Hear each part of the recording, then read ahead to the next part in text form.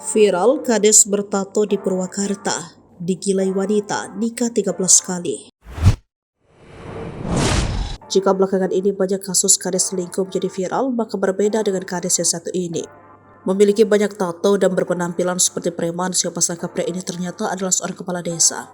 Baru-baru ini sosok kades bernama Asep Suhendar yang memiliki banyak tato di tubuhnya viral di media sosial.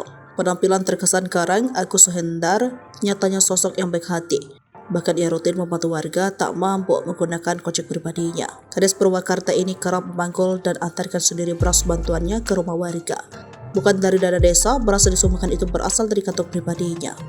Momen Asep Suhendar bagi-bagi beras terekam dalam salah satu video di kanal YouTube Kang Dede Polyan Channel. Asep Suhendar kades di Purwakarta yang suka bantu warga. Dalam video beredar, pria yang memiliki postur tubuh tinggi besar dan sekilas tak terlihat seperti seorang kepala desa. Sebab dalam video itu ia menggunakan kaos oblong tanpa lengan dengan bawahan jeans model sobek. Tak ketinggalan topi yang dipakai dengan cerat dibalik dan aksesoris kalung dan gelang yang meramaikan tangannya. Meski ia bertato tidak lantas membuat dirinya bersikap dan berlagak seperti preman jahat yang tidak mempunyai hati. Sebaliknya, ia memiliki hati yang baik dan lembut. Dia kerap membantu warga dengan memberikan sekarung beras yang dibawanya sendiri. Asep rutin membagikan beras kepada warga. Asep Suhendar, kades bertato di Purwakarta yang suka bantu warga. Aksi membagi-bagikan beras yang dilakukan oleh Asep ternyata bukan merupakan program yang digalakannya dengan menggunakan dana dari desa. Ia memberikan satu karung beras ke masyarakat miskin desa yang menggunakan dana yang diambil dari kantong pribadinya.